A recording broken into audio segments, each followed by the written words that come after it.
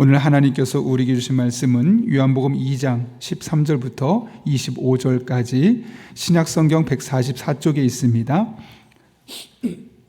요한복음 2장 13절부터 25절까지의 말씀을 우리 다 같이 한 목소리로 봉독하겠습니다. 같이 읽습니다. 유대인의 유월절이 가까운지라 예수께서 예루살렘으로 올라가셨더니 성전 안에서 소와 양과 비둘기 파는 사람들과 돈 바꾸는 사람들이 앉아 있는 것을 보시고 노끈으로 채찍을 만드사 양이나 소를 다 성전에서 내쫓으시고 돈 바꾸는 사람들의 손을 쏘시며 상을 엎으시고 비둘기 파는 사람들에게 이르시되 이것을 여기서 가져가라. 내 아버지의 집으로 장사하는 집을 만들지 말라 하시니 제자들이 성경 말씀에 주의 전을 삼하는 열심히 나를 삼키리라 한 것을 기억하더라. 이에 유대인들이 대답하여 예수께 말하기를 네가 이런 일을 행하니 무슨 표적을 우리에게 보이겠느냐. 예수께서 대답하여 이르시되 너희가 이 성전을 헐라 내가 사흘 동안에 일으키리라. 유대인들이 이르되 이 성전은 46년 동안 지었거늘 내가 3일 동안에 일으키겠느냐 하더라. 그러나 예수는 성전된 자기 육체를 가리켜 말씀하신 것이라. 죽은 자 가운데서 살아나신 후에야 제자들이 이 말씀하신 것을 기억하고 성경과 예수께서 말씀하신 말씀을 믿었더라. 6월절에 예수께서 예루살렘에 계시니 많은 사람이 그의 행하시는 표적을 보고 그의 이름을 믿었으나 예수는 그의 몸을 그들에게 의탁하지 아니하였으니 이는 친히 모든 사람을 아심이요 또 사람에 대하여 누구의 증언도 받으실 필요가 없었으니 이는 그가 친히 사람의 속에 있는 것을 아셨음이니라. 아멘. 예수님은 가나 혼인잔치에서 물로 포도주를 만드신 기적을 행하신 이후에 가버나움으로 옮기셨고 또 가버나움에서 한 번 더 옮기셔서 예루살렘으로 가시게 됩니다. 특별히 예루살렘에 가시게 된 가장 중요한 목적은 그곳에서 유월절을 지키기 위함이었죠. 그런데 그 유월절을 지키기 위해서 예루살렘에 가셨던 예수님은 놀랄만한 매우 이상한 현상을 하나 발견하게 됩니다. 오늘 13절과 14절 말씀인데요. 같이 한번 읽겠습니다. 시작. 유대인의 유월절이 가까운지라 예수께서 예루살렘으로 올라가셨더니 돈 바꾸는 사람들이 앉아 있는 것을 보시고 예수님이 성전에서 매우 이상한 현상을 보게 됩니다. 원래 성전은 만민이 기도하는 집이고 하나님 앞에 예배하는 곳인데 그곳에서 성전에서 소와 양과 비둘기 파는 사람 또 돈을 환전하는 사람들이 장사를 하고 있는 겁니다.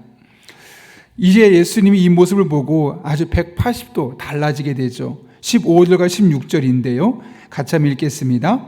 노끈으로 채찍을 만드사 양이나 소를 다 성전에서 내쫓으시고 돈 바꾸는 사람들의 돈을 쏟으시며 상을 엎으시고 비둘기 파는 사람들에게 이르시되 이것을 여기서 가져가라. 내 아버지의 집으로 장사하는 집을 만들지 말라 하시니 예수님께서 불호령을 내리실 뿐만 아니라 아예 그것을 쑥대밭으로 만들어 버리십니다. 한편으로는 아니 하나님 앞에 예배하는 성전에서 저렇게까지 하셔도 되나 싶을 정도로 좀 과하게 자신의 감정을 표출하십니다. 왜 그렇게까지 하시는 걸까요, 여러분? 당시에 예루살렘에서 사실 성전에서 소나 양과 비둘기를 파는 미유가 있었습니다. 크게는 세 가지 이유였는데 첫 번째로는 여러 가지 이유로 인해서 성전에서 드릴 그 제물을 미리 준비하지 못한 사람들이 있습니다. 예를 들면 짐승을 키워야 되는데 그 짐승을 키울 수 없는 사람들은 그 짐승을 어디에선가 사야 되지 않겠습니까? 그러려면 먼 곳이 아니라 성전과 가까운 곳에서 사야 됐죠. 그래서 그 사람을 위해서 성전에서 그들을 와서 쉽게 제물을 사서 예배드릴 수 있도록 일부러 그곳에 이렇게 소나 양과 비둘기를 살 수 있는 장소를 마련해 두었던 겁니다. 두 번째는 미리 준비는 했지만 제물을 가지고 오는 중에 그 짐승이 상해서 어딘가 상처가 생기게 되었을 경우입니다. 하나님 앞에 거룩하고 흠이 없는 제물을 드려야 했는데 그 짐승이 예를 들면 김양장동 시내에서 여기까지 오는 동안 발톱에 무엇이 끼어서 다쳐서 피가 난다거나 어디 잠깐 긁혀서 상처가 생기거나 하면은 제물을 쓸 수가 없게 되는 겁니다. 그러니 그런 재물을 쓸 수 없으니 바꿔주기 위해서, 새로운 재물을 위해서 그렇게 하게 되었던 것이죠. 또 하나는 성전에 오게 되면 성전세를, 반세계를 무조건 내는 것이 의무였습니다. 이런 재물과 별도로 성전세를 내야만 했는데, 문제는 그 당시에 유대인들, 그러니까 이스라엘 백성들은 로마의 식민지였죠. 그러다 보니 그들이 쓰는 돈은, 화폐는 로마의 단위를 썼던 겁니다. 예를 들면 우리나라가 조선시대였을 때 일본의 식민지 시대 일본의 엔화를 썼던 것처럼 이 당시에도 로마의 화폐를 썼던 겁니다. 그런데 성전세는 이스라엘 백성, 그들이 썼던 세계를 써야 되니까 결국 환전을 해야 되는 상황이 되었던 거죠. 그래서 이 성전 안에 환전소까지 있었던 겁니다. 그러다 보니 돈을 바꿔주는 사람들, 또 가축을 바꾸는 사람들, 가축을 구입하는 사람들, 이 소리가 엉켜게 되어서 시끌시끌하게 되었던 겁니다. 그래서 성전에 들어가는 사람들이 잘 준비된 마음으로 하나님 앞에 예배드릴 수 있도록 원래 그런 목적으로 그것이 시작이 되었는데, 문제는 그렇게 선한 목적에서 재물을 미리 준비하지 못했던 사람들을 위해서, 또 재물을 준비했지만 상한 재물을 드릴 수 없어서 가슴 아파하는 사람들을 위해서 아주 건강한 재물, 흠이 없는 재물을 준비해 주기 위해서, 또 미리 환전하지 못한 사람들에게 깨끗한 돈을 환전해 주기 위해서 아주 선한 의도로 시작되었던 일이 어느 순간 변질되었던 겁니다. 갑자기 그렇게 동물을 바꿔주면서 조금 더 돈을 붙인 거죠. 너무 고맙다고. 처음에는 그대로 돈을 줬던 것이 조금 윗돈을 붙이게 되고, 동물을 파는 수익이 생기기 시작하고, 처음에는 돈도 1:1로 환전했는데, 이 성전 앞에서는 예를 들면 예전에는 10,000원 내면 1세기를 주었다면 15,000원을 줘야지만 1세기를 주는, 이렇게 환전세를 받는 겁니다. 차액을 받게 되는 거죠.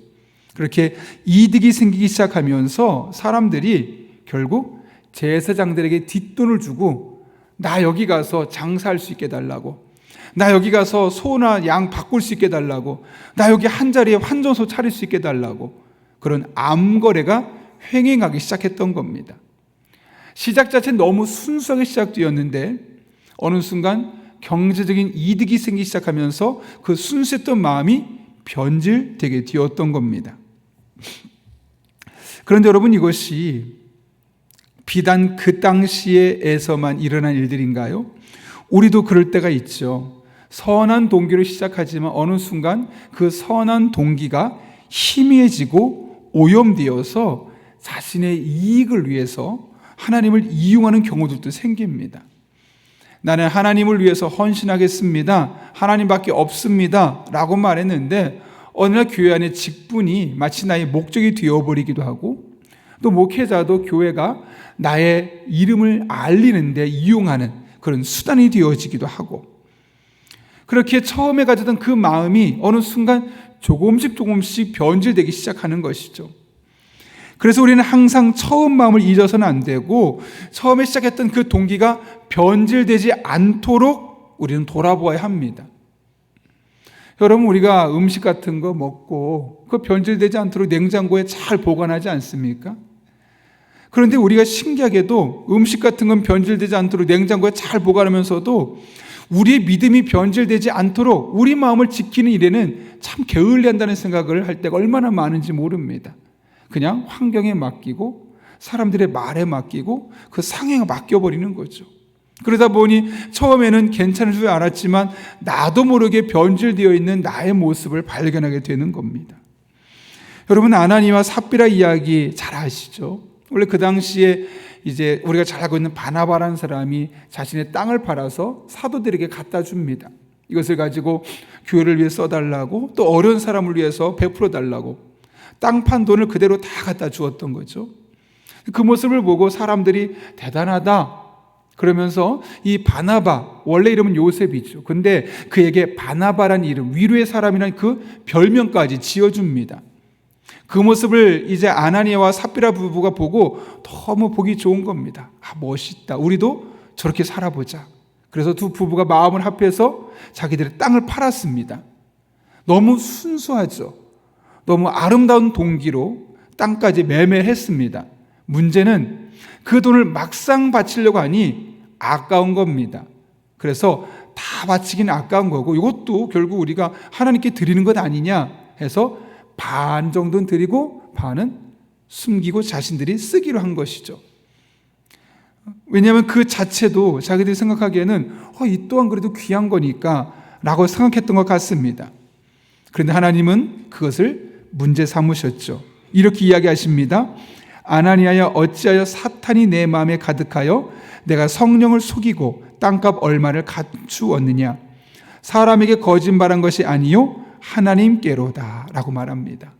처음에는 이 바나바의 모습 보고 너무나 순수하게 은혜 받아서 그 일을 시작했지만 막상 돈을 보면서 아까워지면서 그 마음이 절반으로 줄어들게 되었고, 그렇지만 다 드렸습니다라고 거짓말한 그 과정을 통해서 결국 하나님을 속인 것이고 성령을 속인 것이 되었음을 말씀하고 있는 것이죠. 시작은 좋았습니다. 동기는 순수했습니다. 그러나 어느 한 순간에 중간에 변질되어 버리고 말았던 것이죠. 여러분은 어떤 일을 했느냐? 그렇게 중요하지 않습니다. 얼마나 많은 업적을 남겼느냐? 그렇게 하나님 그렇게 중요하게 보지 않습니다. 하나님 보시는 것은 어떤 마음으로 시작해서 어떤 마음으로 끝까지 끝마쳤느냐.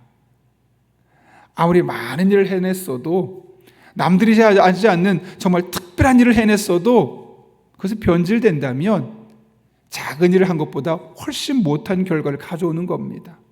하나님은 남들이 하지 않은 일을 난 열심히 했어, 난 남들보다 더 많은 일을 했어. 아니요, 첫 마음이 변하지 않고 끝까지 갔느냐, 중간에 변질되었느냐. 하나님이 바라보시는 기준은 바로 거기에 있는 것이죠. 이것은 단순히 내가 교회 안에서 어떤 일을 했다, 그런 사역에 국한되지 않습니다. 우리 일생이 그래야 합니다. 하나님을 향한 처음 마음이 내가 마지막 세상을 떠날 때까지 변하지 않도록 초심을 유지할 수 있도록 우리 마음을, 우리 영혼을 은혜의 냉장고 안에 가둬둘 수 있어야 되는 거죠. 그 은혜의 냉장고 안에 가둬두지 않으면 어느 순간 우리는 이 세상의 다양한 바이러스에 의해서 또 열기에 의해서 변질될 수밖에 없는 겁니다. 하나님이 원하시는 것은 큰 업적이 아니라 순전한 마음이고 한결같은 동기고 변질되지 않는 마음이고 은혜의 냉장고 안에 우리의 그 순수한 마음이 끝까지 지켜지는 것입니다. 저는 우리 교회가 그런 교회가 되었으면 합니다. 그리고 저도 여러분도 하나님 앞에 그런 남은 한평생을 살아갈 수 있기를 예수님의 이름으로 축원합니다. 예수님께서 하셨던 이 성전에서 보여줬던 행동은 매우 이례적이었죠. 놀라운 것은 그 예수님의 행동을 보고 나서 제자들이 반응이죠. 예수님의 행동을 보고 제자들이 어떻게 했는지 오늘 보면 17절은 이렇게 이야기합니다. 같이 읽습니다. 시작. 제자들이 성경 말씀에 주의 전을 삼아는 열심히 기억하더라. 아멘. 예수님이 하셨던 그 행동을 보고 나서 제자들이 어떻게 했다고요? 하나님의 말씀을 기억했다는 거예요. 성경 말씀에 주의 전을 삼아는 열심히 나를 삼키리라 라는 그런 말씀이 있었는데, 예수님이 하시는 그 행동을 보고 나서 저 행동 내가 하나님의 말씀에서 보았던 행동이지, 말씀을 떠올리게 되었다는 거죠. 다시 말하면 예수님은 하나님의 말씀이 생각나게 하는 사람, 하나님의 말씀을 통해 하나님이 어떤 분인지를 생각나게 하셨던 분이라는 사실을 오늘 본문은 우리에게 말씀하고 있는 겁니다. 이 본문을 묵상하면서 마음에 큰 강력한 도전을 받습니다. 여러분, 우리가 하는 일은 누구를 생각나게 하는 일입니까? 우리가 하는 일, 무엇이 생각나게 하는 일입니까? 하나님의 말씀이 생각나게 하는 일입니까? 하나님이 하신 일들이 생각나게 하는 일입니까? 아니면 그 일을 하면 나라는 사람이 드러나게 하는 일입니까? 최근에 대형교회 한 목사님이 은퇴하신 이후에 아들 문제로 이제 그동안 쌓았던 명성이 한순간에 땅바닥에 떨어지는 모습을 보면서 참 마음이 아팠습니다. 그분이 최근에 하셨던 말들을 보면서 너무너무 속상하고 마음이 아프더라고요. 누구보다 순전한 줄 알았는데, 누구보다 하나님만 보여줄 줄 알았는데, 하나님 그분이 하시는 말씀이 한국교회 이런 일은 나밖에 한 사람이 없고 내가 가장 먼저 시작했는데 나는 끝까지 일을 해야 됩니다. 그 일을 내가 못하면 나 자살할 수 있습니다. 이렇게까지 말할 정도로 한 목사님이 하시는 그런 말씀하시면서 참 마음이 아픈 겁니다. 여러분, 본인이 그렇게 귀한 설교 사역을 감당했다면 그것을 통해서 누가 드러내야 되겠습니까? 하나님이 드러내야 되는 것 아니겠습니까? 하나님의 말씀이 드러나야 되는 거 아니겠습니까? 그런데 하나님의 말씀이 드러나지 않고 하나님이 드러나지 않고 나 이런 사람이야, 내가 이런 일을 많이 해왔어. 이미 오래전에 은퇴하신 분이 교회를 떠나지 않고 계속해서 그 교회에서 설교하시면서 나는 끝까지 이 일을 해야 된다고, 내가 이런 업적을 해냈다고. 그 일을 하게 하신 분은 하나님이시고 사실 그런 전과정 그 설교를 통해 드러낼 분이 누구냐면 하나님이시죠. 하나님이 은혜 주셔서 여기까지 할 수 있었습니다.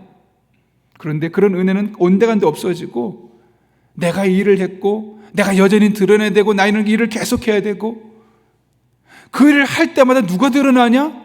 내가 드러나는 거예요. 그런데 예수님은 오늘 그 예수님의 행동을 보고 제자들이 뭐라 그래요? 와, 예수님 대단하다, 최고라고 말하지 않았어요. 성경 말씀에 주의 전을 삼아는 열심히 나를 삼키리라 한 것이 기억났대요. 하나님의 말씀이 생각나게 하셨다는 거죠.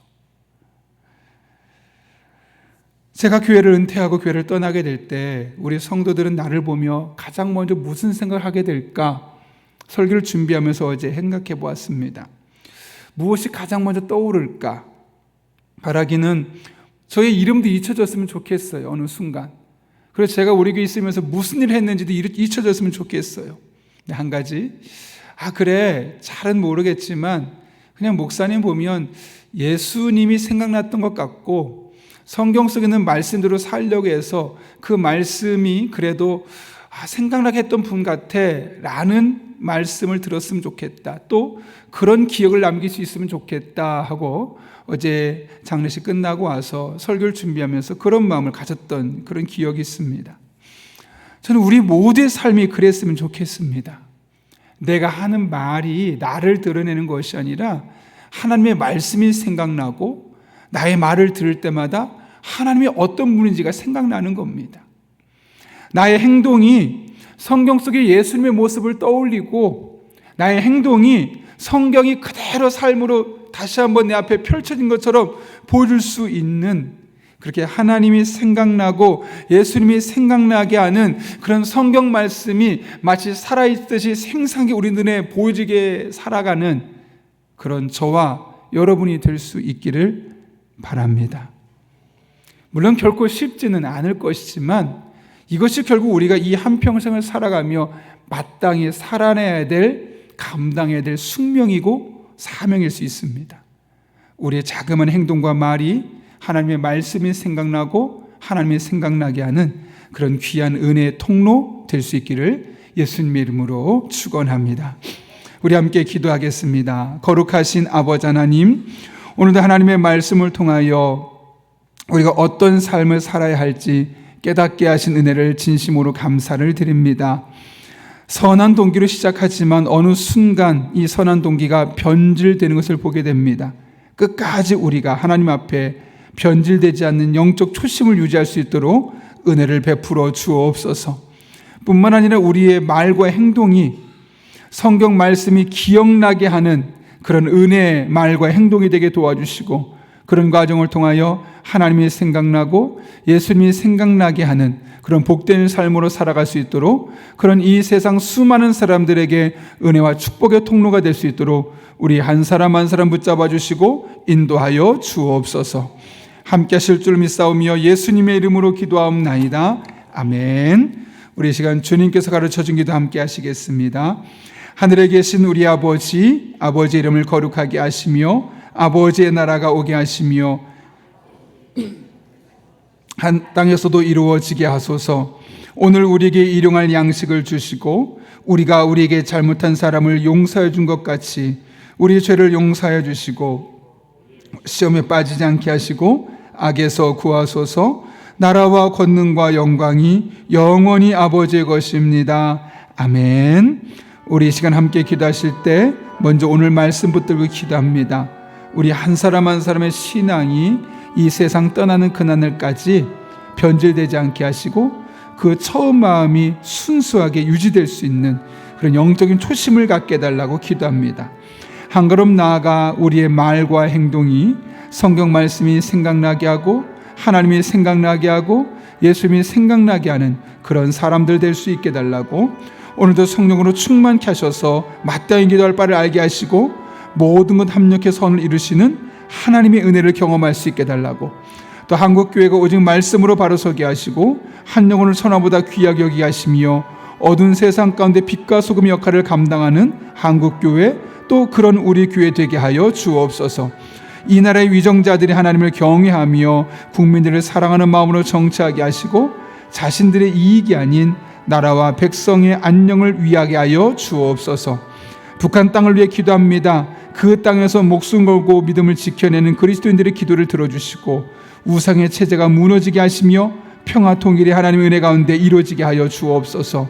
그리고 여러분이 가져온 기도 제목과 여러분의 기도가 필요한 분들을 위해서 이 시간 하나님의 은혜를 구하며 함께 기도하겠습니다. 거룩하신 아버지 하나님, 불러주신 은혜를 감사합니다. 오늘도 하나님 바라보며 찬양하며 의지하며 기도하며 나아갑니다.